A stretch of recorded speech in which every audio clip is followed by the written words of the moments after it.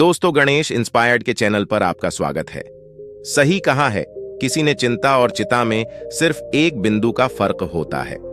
इस दुनिया में कुछ लोग बेवजह चिंता करते हैं, बिना किसी कारण ही अपने आप को और मन को परेशान करते रहते हैं। चिंता हमें बीमार करती है।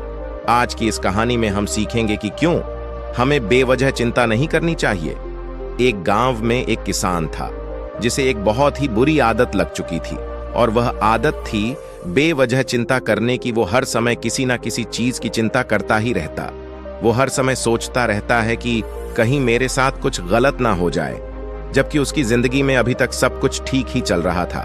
उसके पास एक बड़ा सा खेत था जिसमें अच्छी खासी फसल हो जाती थी। खेती करने के लिए 2 बैलगाड़ियां थीं, एक अच्छा घर था, एक पत्नी और 2 प्यारे बच्चे थे। लेकिन फिर भी वो किसी ना किसी अनहोनी के बारे में सोचकर बेवजह चिंता करता रहता। कभी सोचता है कि अगर मेरी फसल में कीड़े लग गई तो क्या होगा, अगर आवारा पशुओं ने फसल को बर्बाद कर दिया तो क्या होगा, अगर सूखा पड़ गया या अत्यधिक बारिश हो गई तो मेरी फसल खराब हो जाएगी। ऐसे ही वो भविष्य की अन्य बातों के बारे में सोचकर बेवजह चिंता में डूब रहा था। जैसे कि कहीं खेती के समय मेरे बैल बीमार ना पड़ जाए, मेरे बच्चों का भविष्य कैसा होगा, कहीं बुढ़ापे में मुझे कोई बड़ी बीमारी ना हो जाए, मेरे बच्चे बुढ़ापे में मेरा ख्याल रखेंगे भी या नहीं, वगैरह वगैरह। अपनी इस लगातार बेमतलब चिंता करने की आदत की वजह से वो आसान और परेशानी नहीं लगता था, और अब उसका किसी भी काम में मन भी नहीं लगता था। उसकी पत्नी ने भी इस बात को अनुभव किया कि उसे बिना मतलब चिंता करने की आदत पड़ चुकी है। उसने उसे कई बार समझाने की कोशिश भी की, तुम बेवजह चिंता करना छोड़ दे दो, लेकिन उसके समझाने का कोई मतलब नहीं रहा। उसे पता चला कि नगर में एक महात्मा आए हैं जिनके पास सारी समस्याओं का हल है। फिर एक दिन वो उसे लेकर एक बौद्ध भिक्षु के आश्रम में पहुंची। बौद्ध भिक्षु बहुत ही बुद्धिमान और ज्ञानी व्यक्ति थे। किसान और उसकी पत्नी अपनी सारी समस्या बौद्ध भिक्षुओं के समक्ष रख दी। किसान ने कहा, महात्मा, मैं हर समय किसी न किसी बात की चिंता करता रहता हूं। मैं ज्यादातर बुरी चीजों के बारे में सोचकर चिंतित होता रहता हूं, जो अभी तक मेरे साथ हुई भी नहीं। किसान की समस्या को पूरे ध्यान से सुनने के बाद बौद्ध भिक्षु ने कहा, ठीक है, तुम दोनों कल सुबह आना और फिर मैं तुम्हें तुम्हारी समस्या का समाधान बता दूंगा। अगली सुबह जब किसान और उसकी पत्नी बौद्ध भिक्षु के आश्रम में पहुंचते हैं तो देखते हैं कि बौद्ध भिक्षु बहुत ही चिंतित अवस्था में जमीन पर पालथी मारकर बैठे हुए हैं, और उनके सामने एक दूध से भरा गिलास रखा हुआ है। बौद्ध भिक्षु बार बार उस दूध के गिलास की तरफ देख रहे हैं, और फिर कभी अपना हाथ अपने सिर पर रखते तो कभी जमीन पर। वो बहुत ही चिंतित और बेचैन दिखाई दे रहे थे। ये देखकर कि सामने पूछा, महात्मा, आप इतने परेशान क्यों लग रहे हैं? आपके समक्ष दूध रखा है, आप इसे पी क्यों नहीं लेते? महात्मा बोले, मुझे चिंता हो रही है कि कहीं इस दूध को बिल्ली ना पी जाए, या फिर मैं कहीं जाऊं और तो क्या पता, या दूध कहीं गिर जाए। मैं दूध को पीना तो चाहता हूं, लेकिन मेरा भी मन नहीं है। मैं तो यही सोच रहा हूं कि अगर ये दूध खराब हो गया या कोई गंदी चीज इसमें गिर गई तो फिर क्या होगा? इतना सुनकर किसान जोर जोर से हंसने लगा। किसान ने हंसते हुए कहा, इसमें इतनी चिंता करने वाली कौन सी बात है?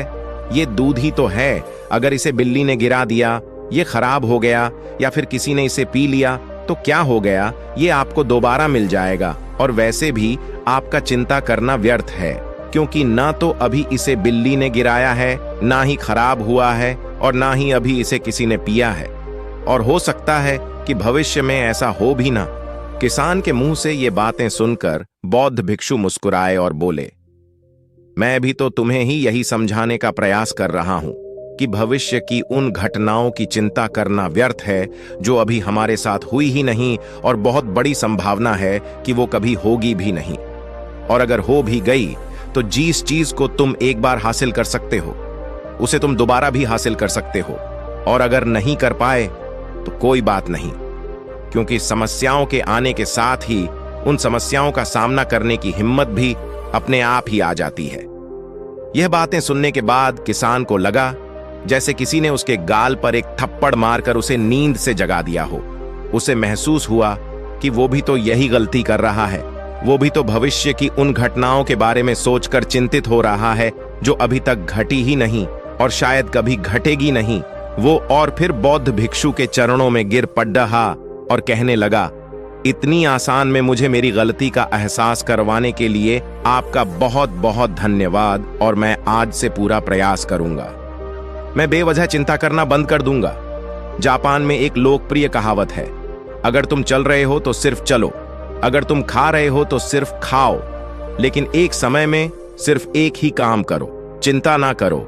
इस लोकप्रिय कहावत के अर्थ ने मुझे हैरान कर दिया था, और सच कहूं तो मुझे ऐसा लगता है कि कहावत के अर्थ में ही वो राज छुपा है जिसे अगर किसी ने अच्छे से समझ लिया और अपने जीवन में उतार लिया तो वो चिंता के बंधन से ही हमेशा हमेशा के लिए मुक्त हो जाएगा।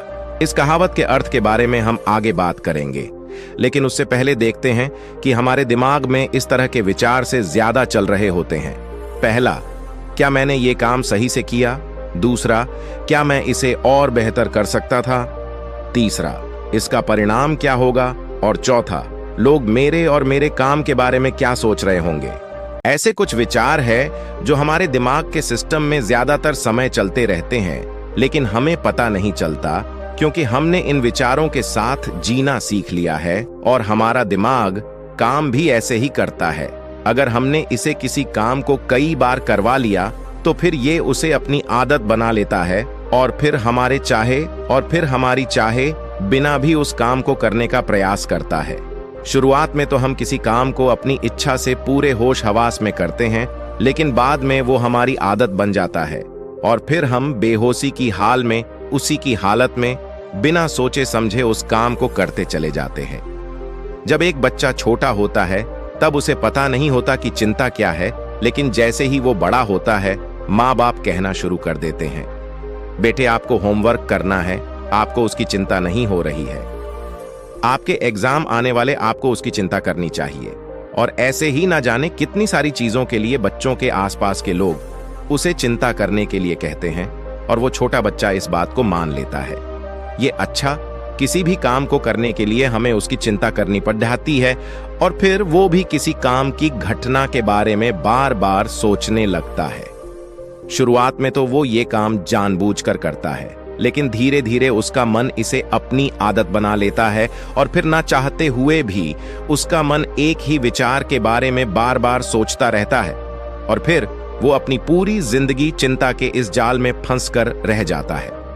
लेकिन अब प्रश्न ये उठता है कि इसका समाधान क्या है?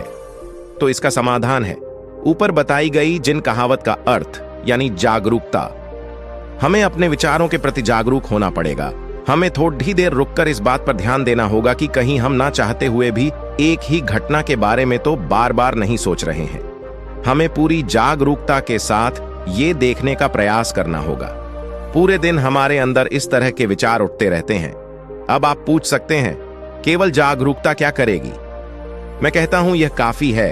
ये मन को शांत करने के लिए पर्याप्त है, मन को अपने स्वभाव का एहसास कराने के लिए पर्याप्त है और जीवन में जागरूकता लाने का सबसे आसान तरीका है ध्यान करना। ध्यान करने के दौरान अपने विचारों पर ध्यान देना, और जब आप पूरी जागरूकता के साथ अपने विचारों पर ध्यान देना शुरू कर देंगे तब आप पाएंगे कि आपके मन में चलने वाले गैर जरूरी विचार एक एक करके अपने आप ही गायब होना शुरू हो जाएंगे और फिर आप ही का आनंद और शांत जीवन अनुभव कर पाएंगे। दोस्तों, आज की वीडियो में बस इतना ही। मिलते हैं अगली वीडियो। नमो बुद्धाय।